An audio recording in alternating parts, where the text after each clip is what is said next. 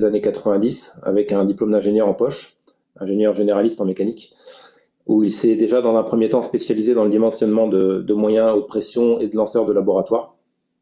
Ensuite, ses activités ont un peu évolué, donc principalement vers le comportement dynamique des matériaux, donc à la fois sur des aspects expérimentaux et numériques. En conclusion un peu de tous ces travaux dans le comportement des matériaux, il a soutenu une thèse en 2020, une thèse de doctorat. Et ces thématiques de recherche sont étroitement liées au sujet de sa thèse, donc la relation microstructure, comportement mécanique de matériaux, qui ont été obtenus lors de procédés plastiques dynamiques, procédés de déformation plastique dynamique, mais également toutes les études qui traitent du comportement de matériaux à très haute vitesse de déformation.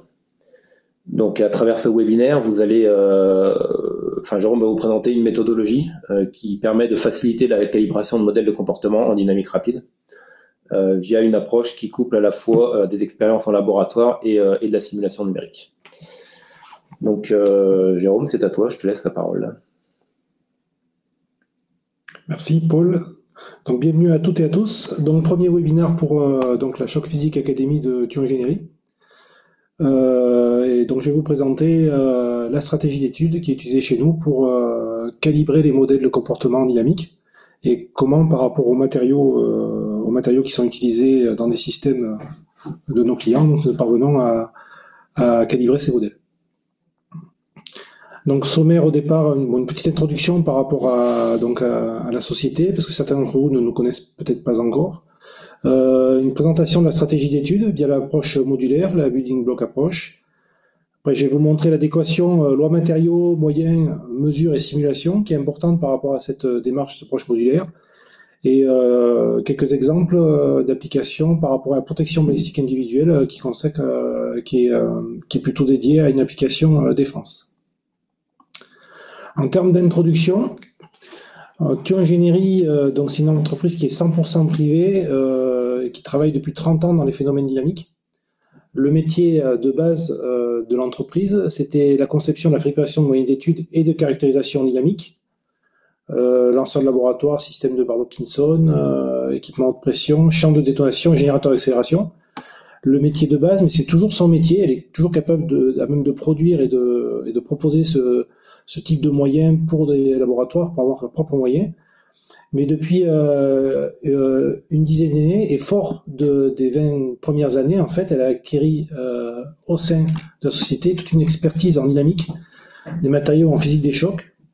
Et nous possédons donc depuis un peu plus de 10 ans notre propre laboratoire avec des moyens qui nous permettent de faire des tests d'impact d'accélération, toute une expertise des phénomènes dynamiques de la seconde jusqu'à la nanoseconde dans le cadre des chocs, le pendant en simulation numérique de toutes ces expériences en termes d'impact et d'accélération, et de par notre profil atypique de PME, en fait, nous sommes facilement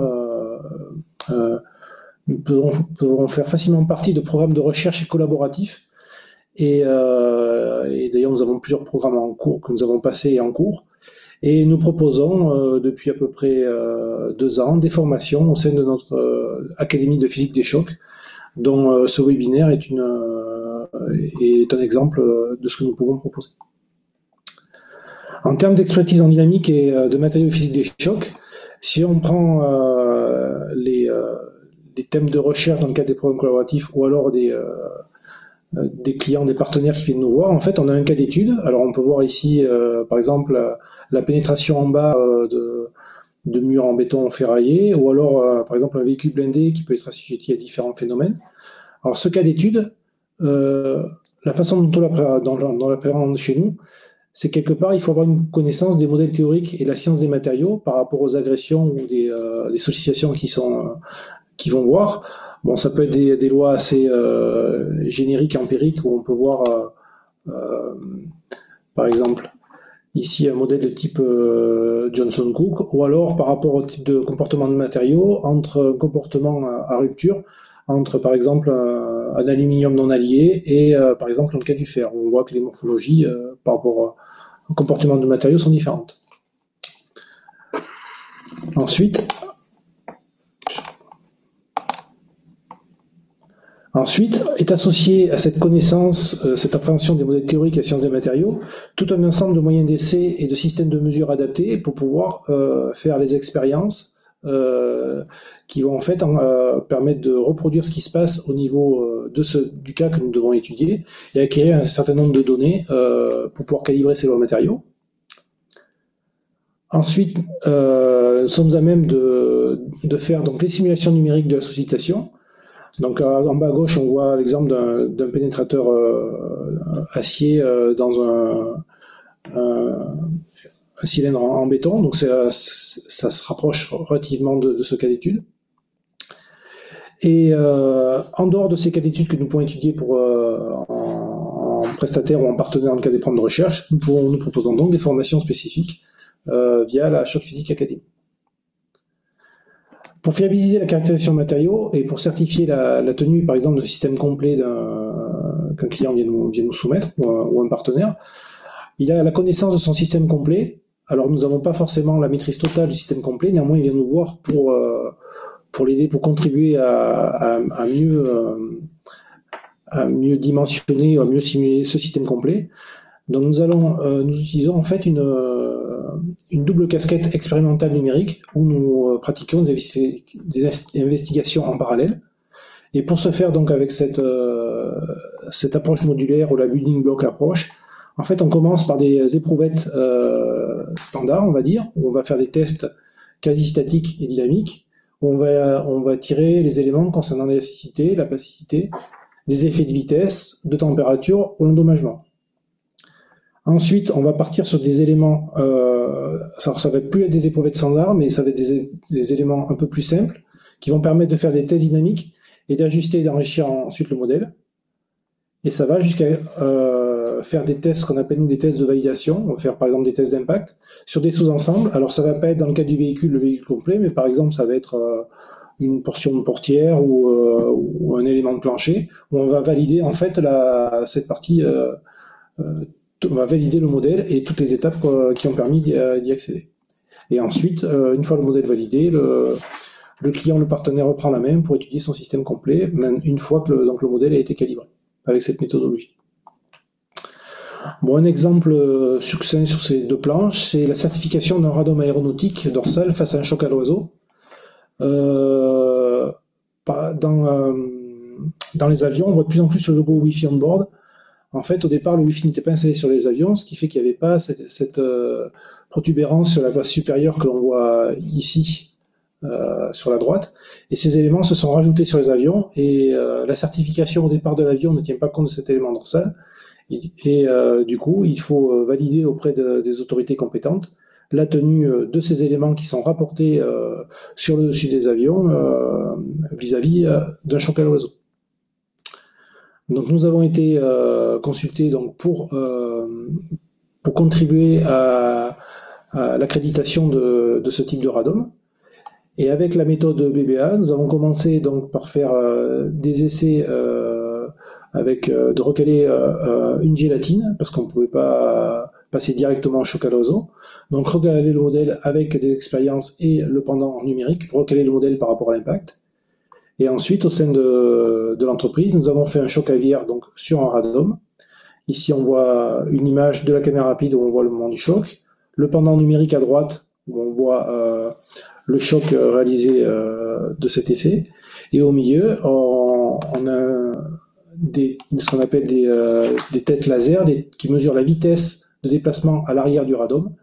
Et entre l'expérience qui est en pointillé, on voit l'évolution de la vitesse en fonction du temps. L'expérience en trait noir pointillé et les deux points de mesure le plus proche de cet impact dans la simulation qui montrent la bonne calibration de l'ensemble des matériaux qui constituent le radome, plus de l'impacteur, et qui montrent du coup que d'un point de vue numérique, le modèle est très bien ajusté, confronté à cette expérience. Et du coup, la méthode a été prouvée par l'EASA. Grâce à cette méthodologie mise en place, le client a eu une certification pour l'A330, l'A340 et le B717. Et en plus, la certification a même été obtenue. L'EASA a accepté que des prochaines versions des radomes puissent être acceptées en 100% numérique, ce qui montre la bonne calibration des modèles. Ensuite, l'indication loi de comportement, loi matériaux, moyens, mesures et simulation. Alors tout départ, la première étape, c'est l'analyse phénoménologique. On analyse le système pour déterminer les régimes de sollicitation. L'étape 2, c'est la sélection de lois matériaux les plus pertinentes pour les simulations. Alors ça commence par, il y a 3 grandes lois pour les lois matériaux, l'équation d'état, la loi d'écoulement et le modèle d'endommagement. L'équation d'état, c'est ce qui relie la pression en fonction du volume spécifique et la température. Ensuite, la partie loi d'écoulement, c'est tout ce qui est la contrainte déviatorique, qui est fonction de la plasticité et la vitesse des formations. Et ensuite, la partie endommagement et rupture. Par exemple, si le matériau se rompt à une déformation maximale, s'il est sensible à la triaxialité ou s'il fait l'objet de stochastisme par rapport à une localisation, par exemple. L'étape 3, c'est la caractérisation et l'ajustement du modèle. Collecte, recalage des paramètres de lois matériaux avec des configurations adaptées en termes de moyens d'essai et de système de mesure. Et les travaux complémentaires qui peuvent être nécessaires pour enrichir le modèle si le modèle s'avère plus complexe qu'attendu. Et l'étape 4, c'est la validation, test surcoupant sous-ensemble représentatif et comparaison avec les simulations. Alors l'étape 1, l'analyse phénoménologique. Donc ça part des données d'entrée que nous partage donc le client, plus certaines expériences qu'il a pu faire de son côté ou que nous avons pu faire nous par rapport à notre background, et ensuite une base de données bibliographiques. Donc tout ça, ça nous permet de réaliser une ou plusieurs simulations préliminaires, et grâce à ces simulations, ça nous permet de savoir de quel type de déformation, à quel type de déformation nous sommes confrontés. Est-ce que c'est des réponses élastiques ou des déformations plastiques jusqu'à la rupture?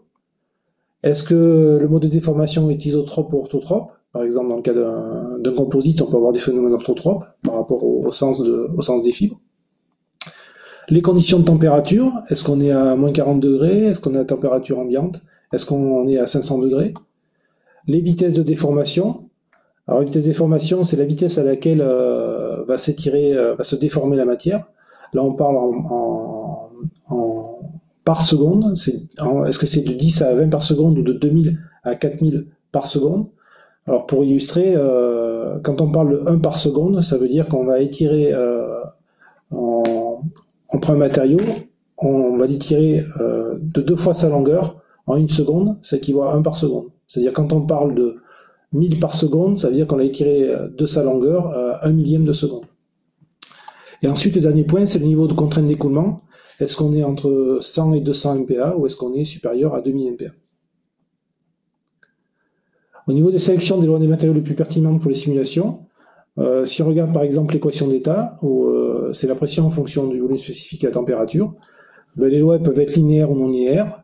On peut avoir par exemple du choc, on voit ici des graphiques concernant l'aluminium. Ensuite, on peut être aussi assujetti à des changements de phase. Dans le cas du diagramme de l'eau liquide est ici, on voit la température en fonction de la pression. Il y a toute une zone ici où l'eau est liquide. Et après, on voit qu'il y a plein d'états différents pour la glace. Ici, tous les états qu'on voit ici, c'est des états solides où la glace a différents états solides. Et en fonction des conditions, on peut avoir des phénomènes qui apparaissent avec des changements de phase. Alors, dans le cadre de nos travaux et des programmes de recherche, on a eu un programme rapide par rapport à l'impact de grêlons. Et nous avons été amenés à faire des expériences d'impact de glace. En fait, il s'est avéré au cours des essais que pour des impacts supérieurs à 500 mètres par seconde, on faisait apparaître des phénomènes de luminescence à l'impact. Et pourtant, c'est que de la glace qui vient taper à l'organe métallique. Néanmoins, on avait des flashs lumineux qui apparaissaient.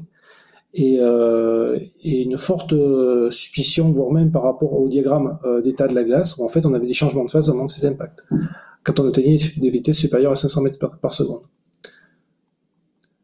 Ensuite, si on regarde au niveau de la loi d'écoulement, par exemple, pour des mousses, on va parler plutôt de loi de compaction.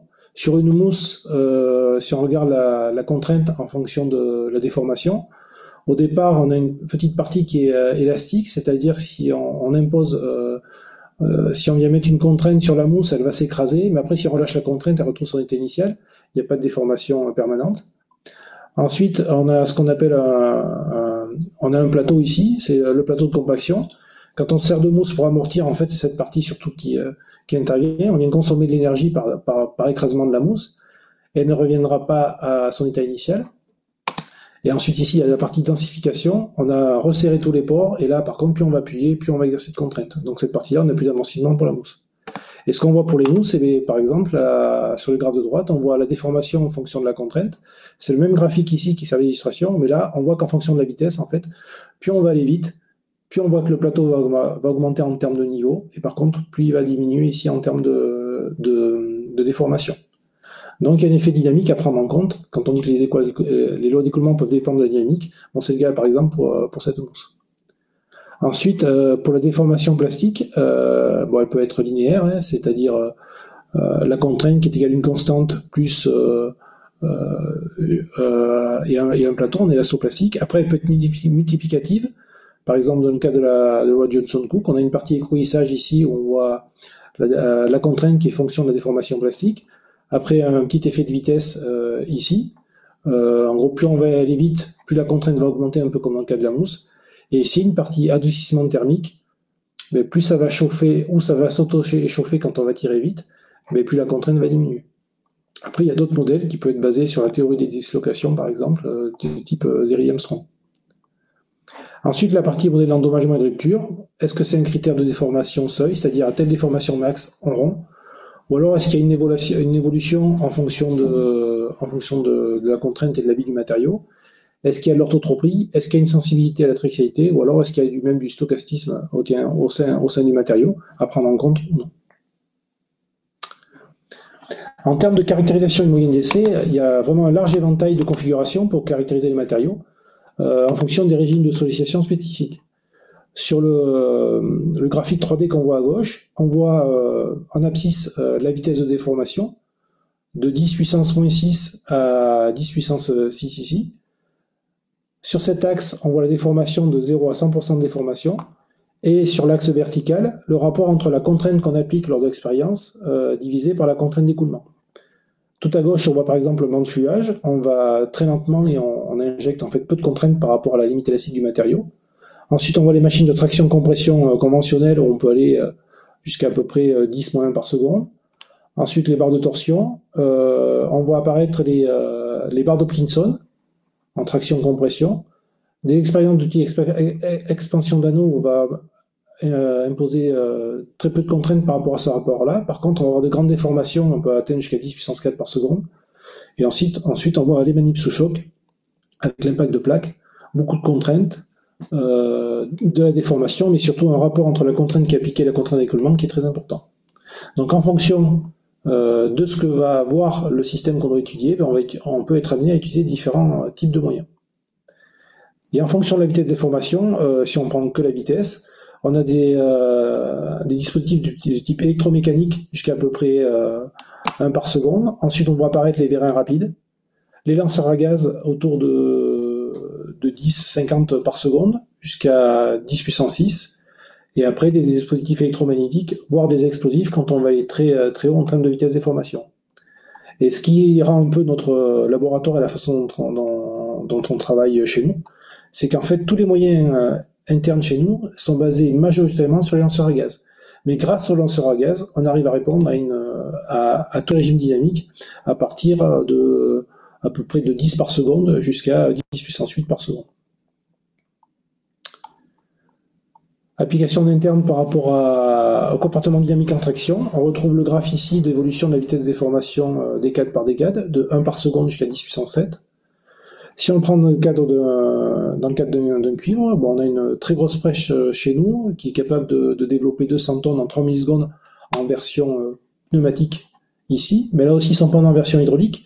Donc les deux versions nous permettent de couvrir de 1 par seconde jusqu'à 100, 200 par seconde à peu près en fonction des géométries des pouvettes. Ensuite, quand on veut aller plus haut, on a des systèmes de barres d'Hopkinson qui nous permettent de couvrir à peu près de 500 jusqu'à 7000, 8000 par seconde de façon usuelle. Ensuite, nous avons développé des expériences d'expression d'anneaux qui nous permettent d'atteindre les régimes à peu près 10.4, pas encore 10.5, mais on parle en 10.4, 2.10.4. Et ensuite, on a la manip d'impact de plaque qui, elle, permet d'atteindre des vitesses supérieures à 10 puissance 6 pour voir la tenue en écaillage. Par exemple, on voit ici, pour dans le cas d'un acier de structure, où en fait on vient acquérir des informations par rapport à cette tenue dans le cadre de choc. Et à chacun de ces essais, de ces moyennes d'essais, des essais qui sont faits, est associé à plusieurs mesures spécifiques qui permettent d'acquérir les informations nécessaires pour calibrer le modèle. En termes de mesures, en dynamique, il y a cinq grandeurs principales, que sont la chronométrie, la déformation, la pression ou la contrainte, déplacement, vitesse et la température. Les mesures, elles sont ponctuelles, elles peuvent être 2D dans le plan ou elles peuvent être 3D. Et les observations dans les systèmes qu'on utilise sont majoritairement non intrusives. On ne perturbe pas les phénomènes. L'échelle de temps, donc de la seconde à la nanoseconde dans le cadre de choc. Les technologies sont multiples en fonction du contexte des informations attendues et de la mesure. Elles sont soit électromécaniques, elles sont optiques, elles peuvent être laser. Par exemple, on va parler de la VH qui est la vitesse hétérodyne. C'est une mesure laser de vitesse. Ça peut être des radars, ça peut être de la radiographie éclair, RX. La radiographie éclair, c'est comme lorsque vous allez faire une radio pour vous, on vous demande ne bougez plus pendant quelques secondes.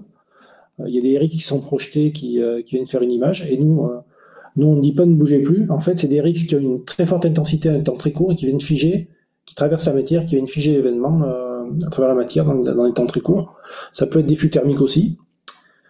Et par rapport à tous ces systèmes de mesure, en fait, on a des combinaisons de mesures qui nécessitent parfois d'avoir des précautions particulières. Par exemple, on ne va pas mettre les RX juste en face d'une caméra rapide parce que l'électronique, elle va peut-être pas trop apprécier d'avoir un flash RX au moment où on va faire la mesure. Application interne, toujours sur le comportement dynamique en traction-rupture. Par exemple, dans le cas on peut être amené à faire du DIC, de corrélation d'image digitale. Donc là, on voit un exemple de déformation hors plan d'une plaque qui est clampée à l'extérieur ici. Donc là, on a une mesure qui est faite avec des caméras rapides pour remonter à la déformation hors plan.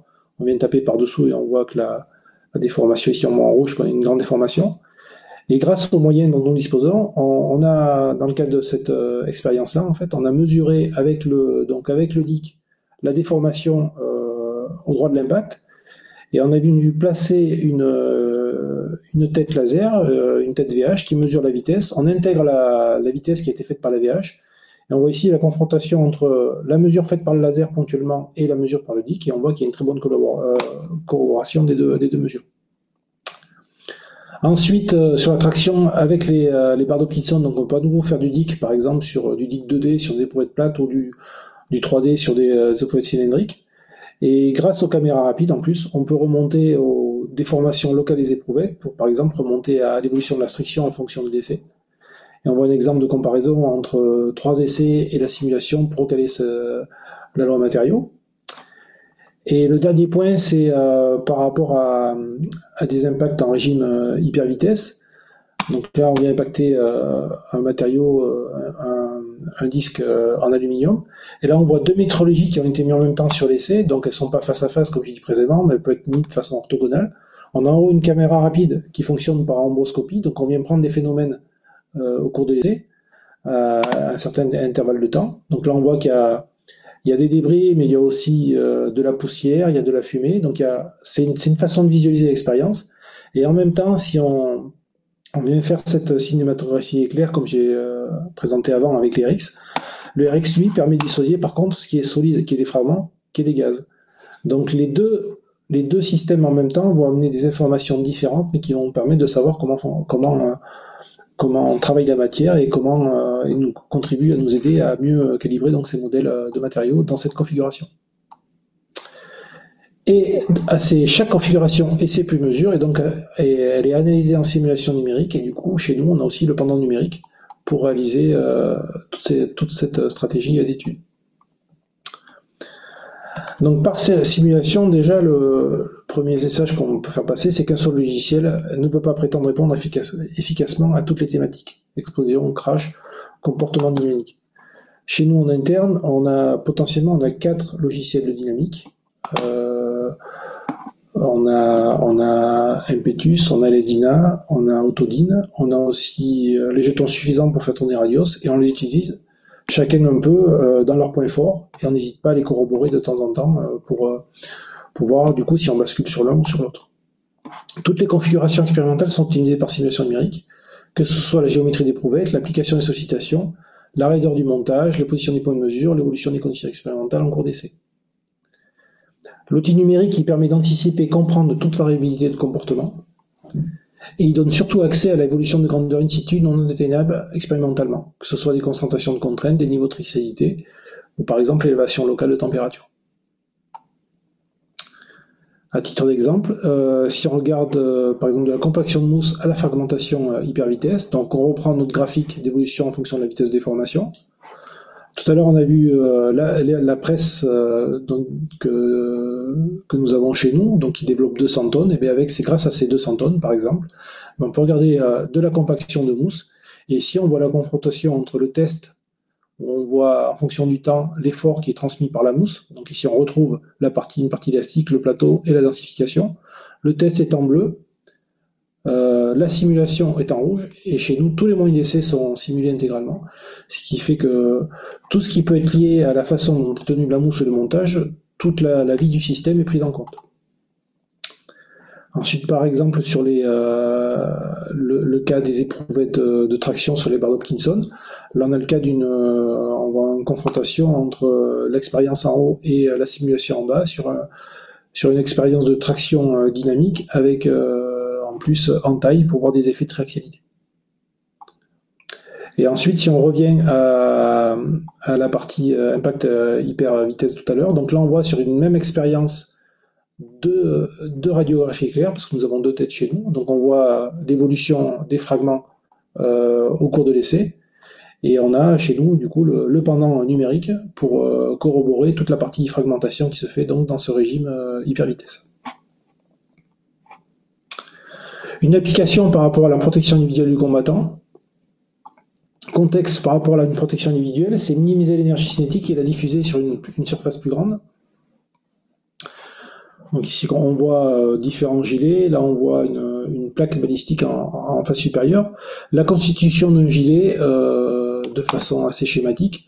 On a un projectile ici en 1 et on voit plusieurs couches que sont une couche de céramique, une couche de composite et derrière une mousse anti-trauma. Donc c'est vraiment 3 matériaux différents. Dans un premier temps, la céramique qui est en face avant, son objectif, c'est de fragmenter le noyau dur de la balle, parce que si on ne fragmente pas, il va rester intègre, et du coup, il aura une plus grande capacité à traverser. Donc la céramique, elle va fragmenter le noyau, mais elle va aussi se fragmenter elle-même. Derrière ça, on a toute cette collecte de fragments qui rentre dans le composite, mais ce composite, de par son comportement, va contribuer à décélérer toute cette population de débris et à consommer de l'énergie. Et ensuite, lorsque le composite a emmagasiné toute cette énergie, il va continuer à diffuser, et derrière, il y a des mousses anti-trauma, des mousses élastomères qui sont mis juste devant le plastron du comptant, et ça vient finir d'arrêter de diffuser cette énergie. Donc là, on voit ici un exemple de carreau de céramique, la plaque de composite et la mousse anti-trauma. Et ces travaux que je vous présente, en fait, font partie de travaux qui ont été faits pour DGATT, donc qui a financé les travaux pour la partie expérimentale. Et de notre côté, nous avons évalué la partie numérique en interne. Là, je vais vous présenter que la dernière partie de l'approche BBA, c'est-à-dire la validation. On reprend notre échelle de vitesse de déformation. Si on commence par la céramique, donc c'est la partie la plus rapide. On est en régime, on est en gros 10.3, 10.4. On a l'expérience qui a été faite pour la validation. On a envoyé un projectile qui était un barreau métallique sur une plaque en céramique qui était déposée devant une plaque en aluminium qui servait de matériau de référence, mise en place d'une caméra ultra rapide. Et ici, on peut voir ce qui a été filmé juste derrière la plaque, où en fait, on voit comment la vitesse à laquelle sont injectés les éclats et la population des éclats qui est générée après cet empilement céramique et plaque d'aluminium. Derrière ces plaques se trouve un composite. Et dans le cas du composite, on utilise toujours un lanceur à gaz. On a envoyé des sphères en aluminium dont l'énergie cinétique et la dimension étaient du même ordre de grandeur de ce qui peut être projeté derrière la céramique, plus la balle. La plaque est éclampée et du coup, nous avons mis en place une caméra rapide plus la mesure laser, l'AVH, pour mesurer la vitesse de déformation du composite en face arrière. Ici, il y a la caméra rapide de cet essai, d'un essai traversant. À chaque fois, on avait des configurations non traversantes. Dans le cas du composite, ce qu'on voit, c'est qu'au moment de l'impact, on a un flash qui est généré, donc peut-être qu'il se passe aussi d'autres choses au moment de l'impact. Et ces éléments donc, sont utilisés en fait de la caméra et de la VH. On va le voir ensuite par rapport aux simulations, donc ont permis de confirmer la bonne calibration du modèle, du matériau. Le dernier point, c'est la partie mousse anti-trauma. Toujours le lanceur à gaz. On mesure la vitesse du projectile. Là, on a une plaque en aluminium de la même matière qui était utilisée pour la céramique, qui est clampée. Et on va faire une mesure DIC en face arrière de la plaque en aluminium. Alors, deux types de projectiles, un projectile acier à petit diamètre et un projectile en aluminium, une bille en aluminium de plus gros diamètre. Et on a fait des expériences sans mousse et avec différentes épaisseurs de mousse pour voir la capacité d'absorption de la mousse. Donc ici, on voit la mesure DIC en face arrière donc de la plaque d'aluminium et on va voir la page suivante après le recalage du modèle. Toujours la même échelle, la céramique. Donc on voit en haut une illustration du nuage de fragments qui était pris avec la caméra rapide avec sa morphologie et surtout sa vitesse. Donc vitesse d'éjection à 750 mètres par seconde. La vitesse obtenue par simulation était 800 mètres par seconde. Pour le composite, donc deux types d'essais, j'ai dit non traversant et traversant. Donc on voit le cas du non traversant ici.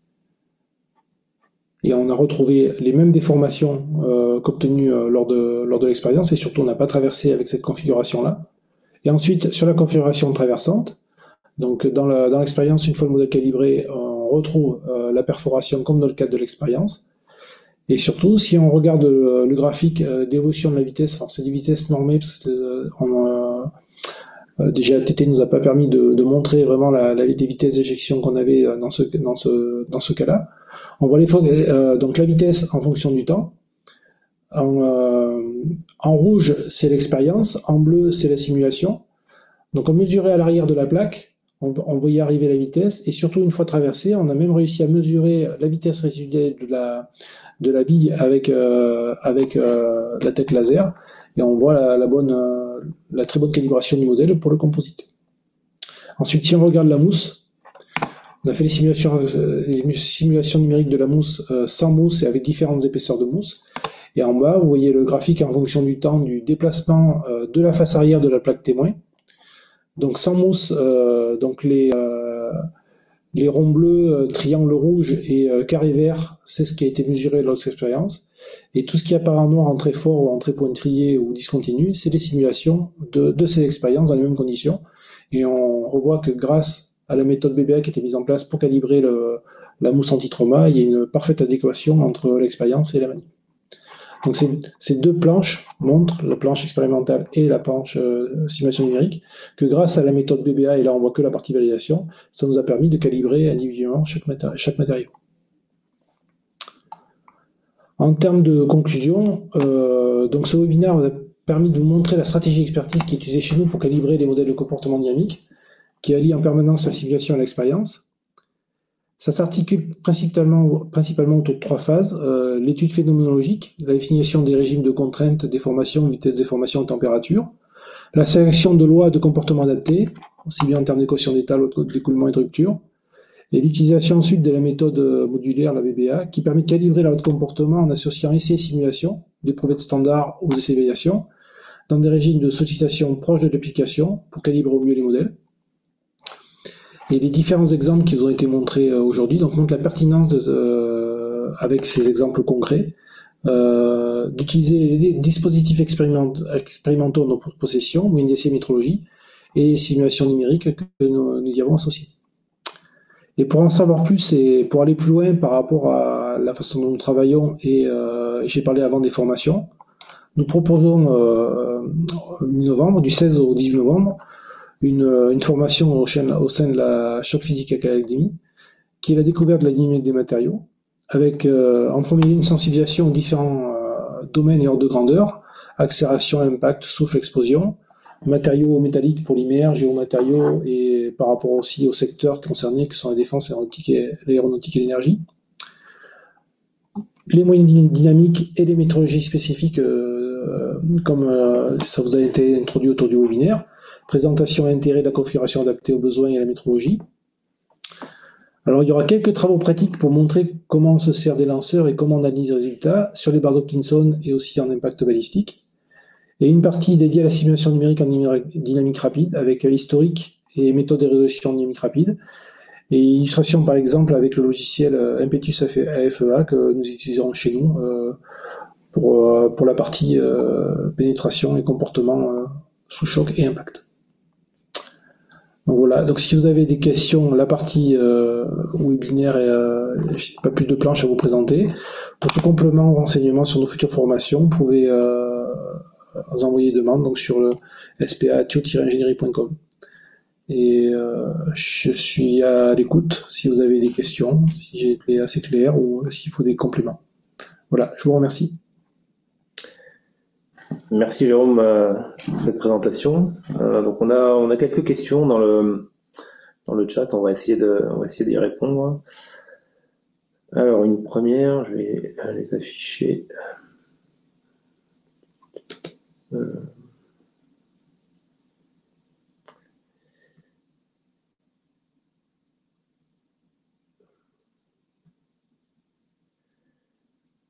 Jérôme, tu peux arrêter ton partage.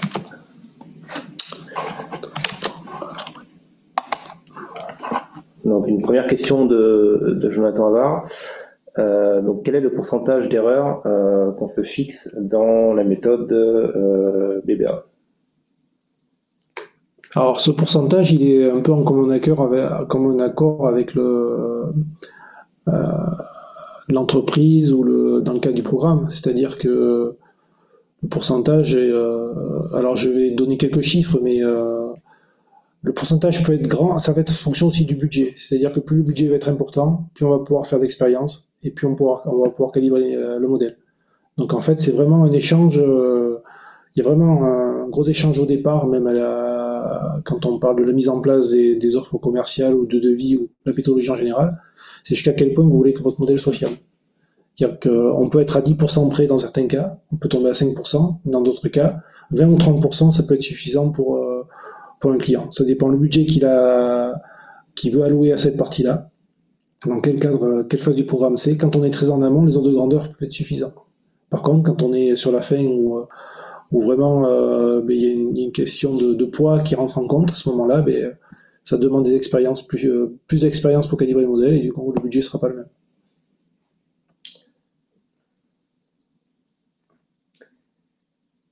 Donc, question suivante. Transparent 17. Donc le transparent 17, on peut le repasser. Tu prends la même. Moi, tu l'as la même. On démarre le partage du coup. Ah, ok.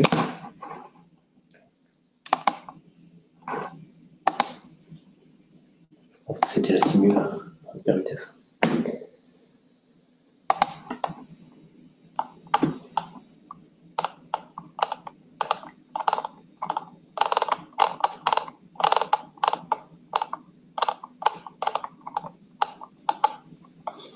Alors celle de droite, c'est Impetus AFEA.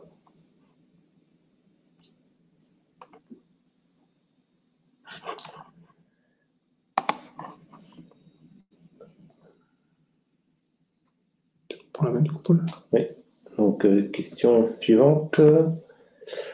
Question intéressante. Combien d'itérations sont nécessaires dans le processus de calibration? À quelle heure de grandeur du temps de cyclage?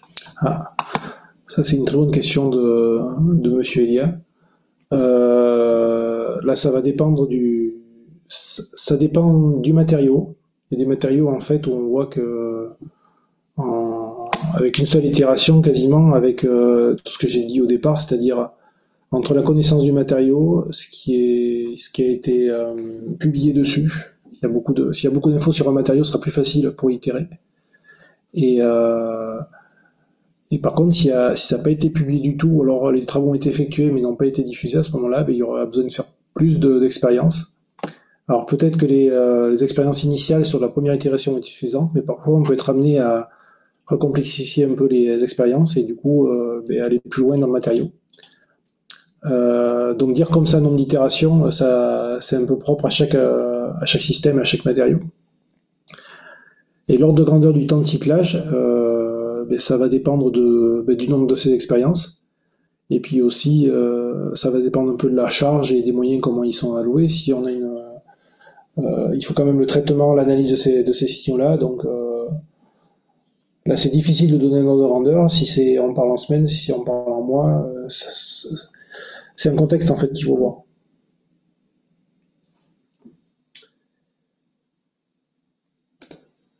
Enfin, une dernière question. Alors, est-ce qu'on a déjà caractérisé la rupture d'acier ou d'alliage d'alu à plusieurs vitesses de déformation sur les barres d'Hopkinson?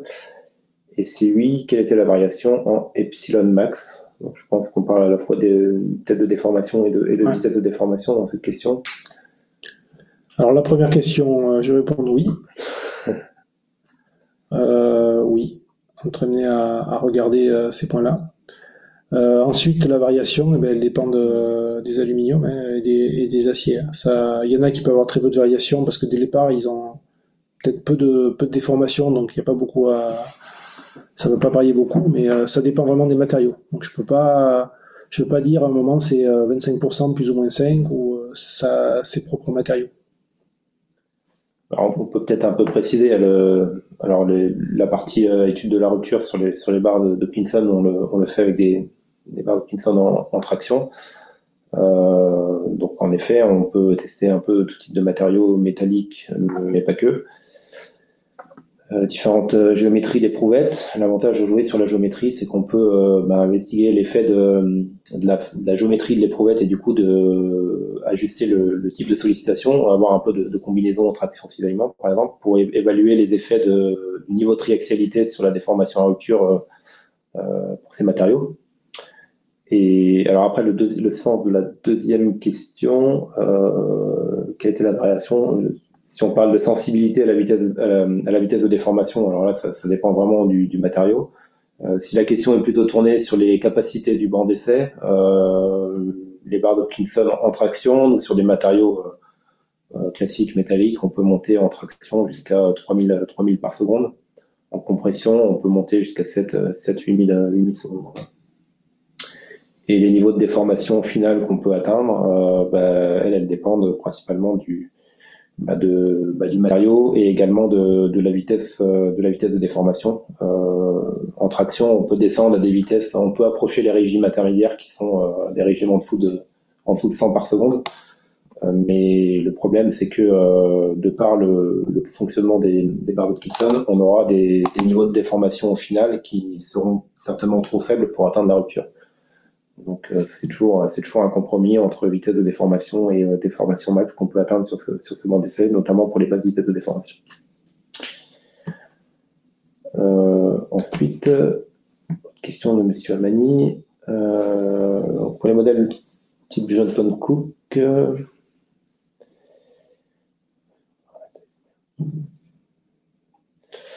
on a des paramètres à forte corrélation entre eux. Comment on peut trouver les bons paramètres avec des moyens d'optimisation si vous avez déjà utilisé? Alors dans le cas des outils d'optimisation, donc on a notre outil d'optimisation. Alors comme vous avez marqué, donc les paramètres c'est vrai que c'est une forte corrélation entre eux. Quand on fait un essai dynamique, on a auto-échauffement, du coup on a la partie écoulement et on va chercher une unité de déformation, on a plus en température. Donc on tient compte de tout ça, et après la partie optimisation, c'est recaler les enregistrements que l'on a, et on vient fitter en fait les enregistrements qui sont faits au niveau des barres, et c'est là où on n'hésite pas à coupler ça en même temps. On peut les caler de manière théorique, on va dire, juste mathématique, mais après l'outil numérique derrière la simulation de l'essai lui-même, on peut corroborer aussi par exemple l'évolution de la striction. Et c'est une confrontation expérience-simulation qui va reboucler jusqu'à arriver à un set un set de paramètres. Il peut y avoir différents sets, mais à un moment donné, ça rejoint un peu la première question par rapport à quel est le pourcentage d'erreurs ou de justesse qu'on peut avoir par rapport à un modèle. Mais plus on va vouloir qu'on se rapproche près de cette calibration, mais plus on va faire d'essais, plus il va falloir consacrer de temps pour le recaler. Et après, c'est un juste compromis à trouver. Ouais, pour compléter un peu aussi, on a la possibilité d'essayer de découpler ces effets expérimentalement, c'est-à-dire de choisir les bonnes configurations expérimentales qui nous permettent d'aller plutôt chercher l'effet loi d'écoulement, plus l'effet température, l'effet dynamique.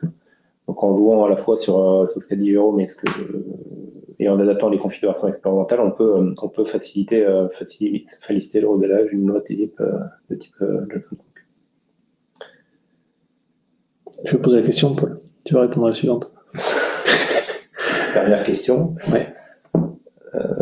Quelle est aujourd'hui la vitesse max que vous atteignez avec vos lanceurs double étage? C'est une bonne question. On a annoncé un record il y a quelques années de 10,5 km par seconde. Alors ce record de vitesse a été fait une fois et il est potentiellement destructeur du moyen d'essai, dans le sens où on cherche plutôt maintenant à fiabiliser, alors améliorer les performances de notre moyen d'essai tout en fiabilisant la méthode et en faisant en sorte que les essais soient le plus propres possible, c'est-à-dire qu'il n'y ait que le projectile qui arrive à ces vitesses-là, que ce soit reproductible et le moins destructeur possible pour notre moyen d'essai.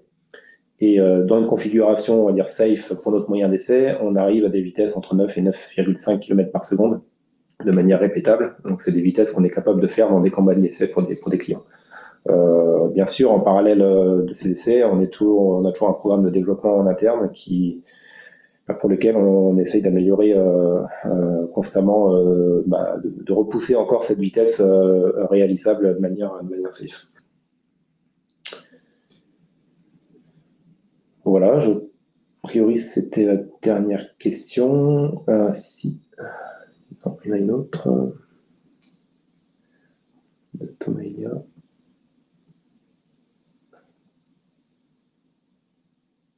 Et avez-vous déjà étudié la fragmentation d'enveloppe via l'expansion d'anneaux? Est-ce cohérent avec une vitesse de sollicitation par matériau énergétique? Aujourd'hui, on n'est pas monté encore Alors la fragmentation d'enveloppe via l'expansion d'anneaux, oui, parce que j'ai montré une expérience où on a fait l'expansion d'anneaux et on a eu de la rupture. Après, cohérent avec une vitesse d'association par un matériau énergétique. Dans ce qu'on a fait, on n'est pas monté à ces niveaux-là.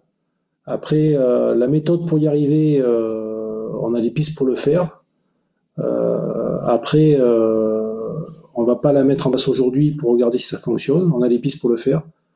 Il manque plus en fait que quelqu'un qui souhaiterait qu'on les atteigne à ce moment-là dans le cadre d'une étude et on mettrait les forces en place pour pouvoir le faire. Mais c'est sûr que l'énergie n'est pas amenée de la même manière, donc l'approche est différente. On a beaucoup d'énergie disponible tout de suite avec un matériau énergétique. Nous, on a un peu une configuration qui nous permet quand même de faire de la fragmentation, de faire l'expansion, et ça c'est étudié. Mais bon, je serais ravi d'échanger avec vous, Monsieur Elia, pour voir du coup si vous êtes intéressé par ce type d'expérience et on peut se recontacter pour en discuter plus amplement.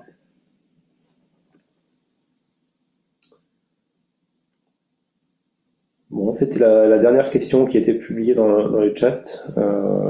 Je propose d'attendre encore 2-3 minutes pour voir si d'autres questions sont publiées.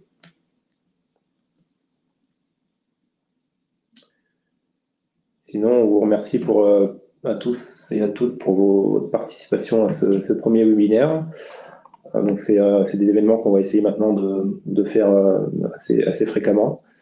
N'oubliez pas, Jérôme vous l'a annoncé, via la Shockflix Academy, on organise des formations, dont la première, la prochaine est au mois de novembre, du 16 au 18. Et l'objectif est de proposer une formation sur l'introduction au comportement dynamique des matériaux avec diverses applications et surtout des travaux pratiques dans nos laboratoires, avec des tirs sur lanceurs, des essais sur des barres Dobinson, la manipulation de caméras rapides, de moyens de mesure tels que les mesures de vitesse par barrière optique, par exemple. Donc voilà, c'est vraiment mettre en application tout ce que nous, on utilise au quotidien chez nous.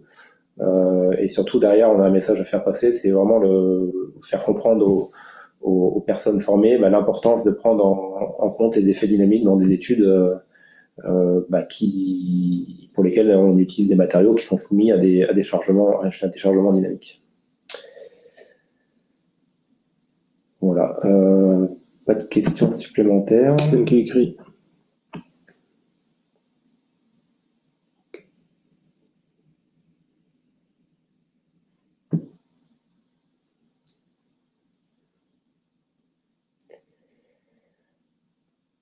Bon, je vous propose d'arrêter, de mettre fin à ce premier webinaire. Encore une fois, merci à toutes et à tous. Merci à Jérôme pour ta présentation. Et en espérant vous retrouver bientôt au cours d'un prochain événement, que ce soit un webinaire ou une formation. Merci, bonne journée. Bonne journée, au revoir. Au revoir.